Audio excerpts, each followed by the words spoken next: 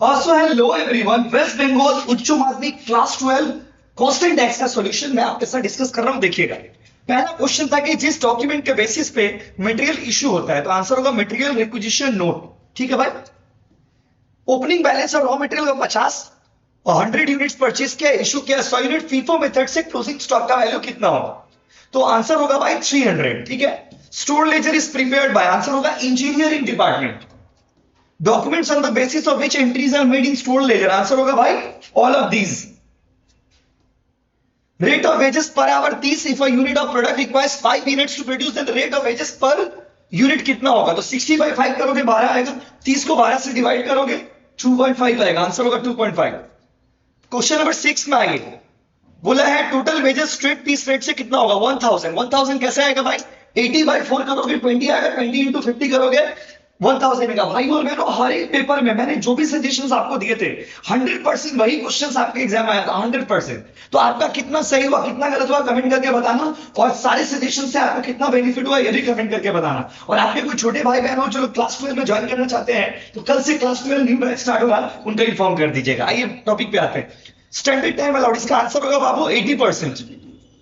रोअन premium bonus कितना percent मिलेगा? 50% of time save. अगला मैं होता time lost in reaching from factory gate to office, भाई normal idle time. Advertisement expense, selling overhead, income tax paid comes under none of this. Income tax paid cost sheet में आता ही नहीं है। ठीक है भाई। Cost which increases with increase in volume production is known as variable cost. ये पूरा इसका आंसर आएगा 10,125। इंटरेस्टिंग है। 75,000 में से पहले माइनस करोगे 10%, फिर जो आएगा उसके ऊपर 15% चार्ज करोगे, आंसर आएगा 10,125। कितना सही है कमेंट करो, और ये वीडियो अपने सारे दोस्तों में शेयर करो। Standard deduction of self occupied house, भाई सेल्फ ऑक्यूपाइड हाउस में तो एनएवी जीरो होता है, एनएवी का 30% क्या होगा? जीरो होगा, आंसर आएगा none of this. Under income tax act which section? 22 to 27, 22 to 27। भाई वर्ड टू वर्ड ये एमसीक्यूज मैंने क्लास में पढ़ाए थे। म्युनिसिपल वैल्यू, फेयर रेट और स्टैंडर्ड रेट। म्युनिसिपल वैल्यू और फेयर रेट में बड़ा कौन सा है? 75,000, 75,000, 85,000 में छोटा कौन सा है? 75,000। इसका आंसर होगा 75,000। इसमें से कौन सा कैपिटल एसेट नहीं है? कौन सा कैपिटल एसेट नहीं है? Rural agriculture land in India. Rural agriculture land in India capital asset नहीं है। अगला क्वेश्चन में लिखिए क्या बोला है। ट्रांसफर का डेफिनेशन में कौन सा नहीं आता है? Gift. Short term capital loss can be spread off against, option C short term and long term. इसमें से कौन सा ज्वेलरी नहीं है? 7% गोल्ड बॉन्ड, ये ज्वेलरी नहीं है भाई। Dividend receive from foreign companies taxable under income from other source. कौन सा सेक्शन में अदर सोर्स के बारे में लिखा हुआ? सेक्शन 56।